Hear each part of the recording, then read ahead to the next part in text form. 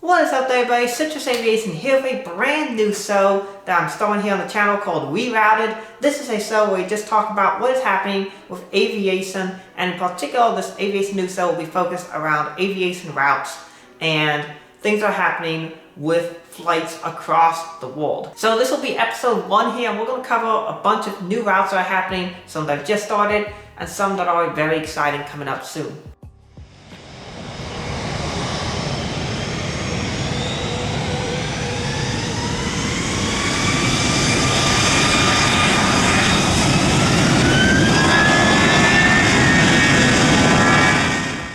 So the first topic of interest here is going to be the solar eclipse that's going to happen here in the United States. This will be the only solar eclipse that will occur here in the United States, full solar eclipse, until 2044. So it'll be a while before it happens again after this one. And Delta Airlines is actually going to bring up some very unique special flights just for the solar eclipse. And now these are going to be taking versions of their regularly scheduled flights and bringing them as special solar eclipse flights. So this will be occurring on April 8th, 2024, and that will be on a Monday. And these special flights are going to be Delta Flight 1216, this will be Austin to Detroit, this will be on Airbus A220-300, as well as Delta Flight 1010, Dallas-Fort Worth to Detroit, and that will be on the Airbus A321neo. It looks like both of these flights are going to be up gauges for this day in particular. Currently, Austin to Detroit is an Airbus 319-320, as well as the flight that's being upgauged is currently a 320 from Dallas to Detroit. So both flights are expected to be quite popular. And I looked up to see, hey, how much would it cost if I wanted to just buy a ticket on these very unique experiences? It's a lot. Just the flight from Austin to Detroit is over $1,100 just for a basic economy seat, $1,129. And if I want to get on the 321neo, that'll be $929. So it would be quite an expensive flight just to get on it to go see the solar eclipse. And of course, the window seats on the left side have all sold out on both flights, so you can't get that. I might try and get on the Dallas to Detroit flight because that one actually has a decent number of open seats. So I might try and get on that one just to experience what it's like, even if I don't get to see the solar eclipse. It would be fun just to get on it and to kind of experience it. So Delta will be offering that service. So if you're interested in trying to get on one of the solar eclipse flights, you can try and get on Delta's special service. And I'm sure other airlines will be launching new solar eclipse services as well. It'll be quite a unique experience, and I'm sure it'll be really, really cool for all those who want to try and get on it. And I'm going to try and see if I can get on one of them. So yeah, let me know if you want to see that video, but that should be a really, really exciting one. And for anyone interested in seeing the solar eclipse at altitude, Delta is offering that experience. United Airlines has announced they are returning to Israel, which is really, really exciting. This will be on their Boeing 787-10 out of Newark. They are launching the most popular service that they had into Tel Aviv first. Newark to Tel Aviv on the Boeing 787-10. That will be United flight number 84. So you'll be able to fly that. Newark to Tel Aviv. The other services to San Francisco, Chicago O'Hare, and Washington Dulles are reportedly going to come later in the fall. But this new service for Newark is to start March the 2nd. So it's great to see United coming back to Israel. They're, of course, one of the staple airlines out of the United States to Israel. If you want to go there, United's really one of your best options. And it's great to see that they're coming back as stability is returning to the region to an extent. And a lot of airlines are starting to come back. Air France recently returned service, and now United is coming as well, which is very exciting to see. And that's a service that I maybe want to try and get on at some point. Condor will be adding service to Cabo St. Lucas for the first time ever, starting on November the 3rd, 2024. This will be operated from Frankfurt on their A330neo. That's one of the things that they can do now that their 767 really didn't quite have the range to properly do. The A330neo increased range, increased efficiency. We'll be able to offer that service from Cabo direct to Frankfurt, so I'm really, really excited to see that. A lot of people I think will want to try out flying that route, and so I think it'll do fairly well for them. The final segment for today's video is going to be about Breeze Airways. Now, Breeze is not only the company that I work for, but one of the more interesting North American airlines. They're going to be kind of the focus of this episode. I'm thinking of next episode focusing on Porto, as they're doing a lot of really interesting things out of Canada, particularly their new E2s. But today we're going to focus on Breeze Airways. Now, this is a ultra low-cost carrier that offers a first-class product. So all the ULCCs, with the exception of Spirit, do not offer a premium product. They're just, economy and a fairly cheap, not very comfortable seat, but they offer cheap flights, and so that's what a lot of people want. Breeze Airways offers the ULCC experience at a much more premium experience level. The seats are very comfortable. They offer a premium economy as well as a first class product on the Airbus A220. And that is something that I think a lot of customers are looking for. The airline has also stated an intention to go to an all Airbus A220 fleet by the end of the year as well. So that's also really exciting to see.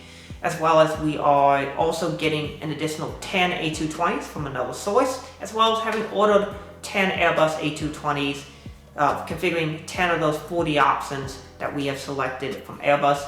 So that's bringing us up to a fleet of around 100 A220-300s once all those orders are fulfilled, as well as we still have options for an additional 30 A220-300s. So a lot of exciting times happening there for Breeze with the A220 fleet. The E-Jets will be phased out over the next 10 months or so, and so those will just do charter operations, but they are leaving scheduled operations here by the end of the year. So if you want to go experience a Breeze E-Jet, I recommend doing it before they're all retired. February though was an exciting month for Breeze Airways with a bunch of new destinations starting up.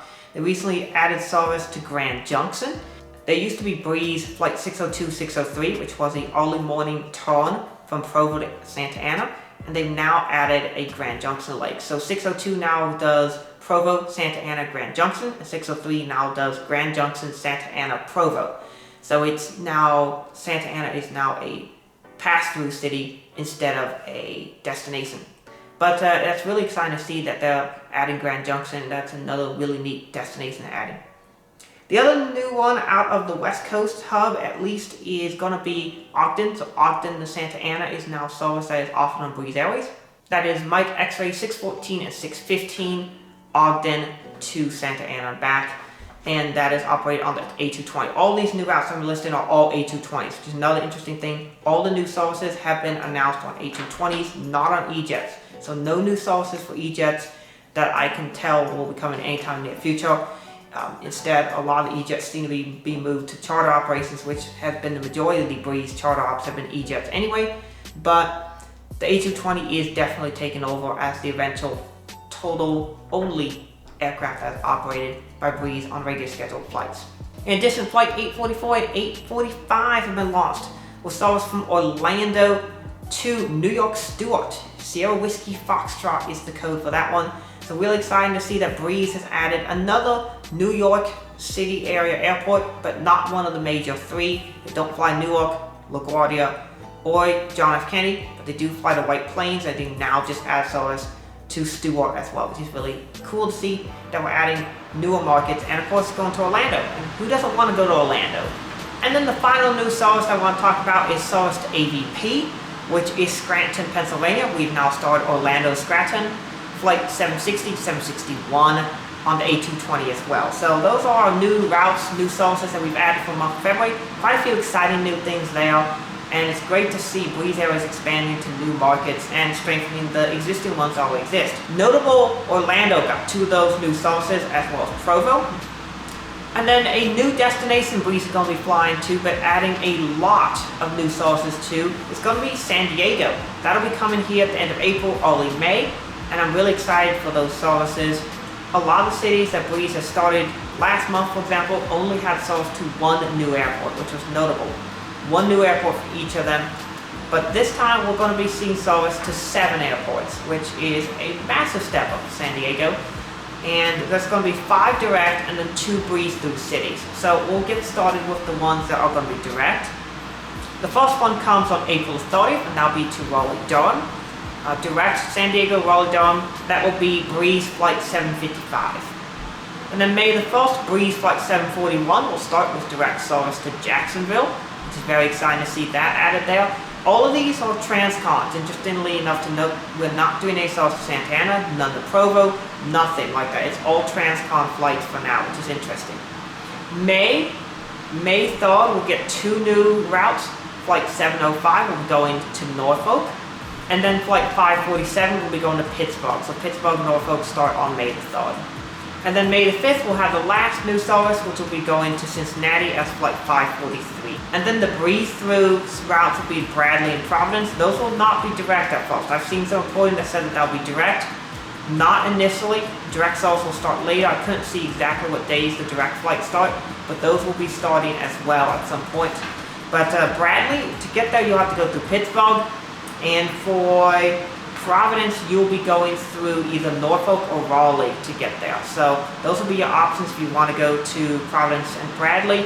You will be able to go there, you'll be able to book on the website, but you will have to go through a stop. You'll have to do a changeover. So those will be your options, and it should be an interesting new destination. I personally think the next two bases that will be announced will likely be Las Vegas and San Diego. I actually think San Diego, as one of the new destinations, will probably become a base. They're adding a lot of services there, and I definitely think it's very likely that the next base for Breeze Airways will be out on the West Coast. Provo is currently the lone standing West Coast base, particularly with all the new West Coast services we're adding. We just added Ogden and Grand Junction, and we're adding 7 new destinations out of San Diego. I definitely think one of the West Coast cities will become a base. The 4 most likely candidates for that are going to be Las Vegas, Phoenix, Santa Ana, and San Diego. But I personally think San Diego will be the one that gets that bid, particularly as there are a lot of transcon flights out of San Diego. Santa Ana doesn't have any transcon flights right now. Orlando is coming back, but that'll be later.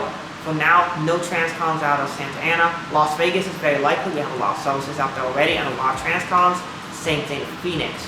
So those are the ones very likely. And of course, Provo is already an existing base.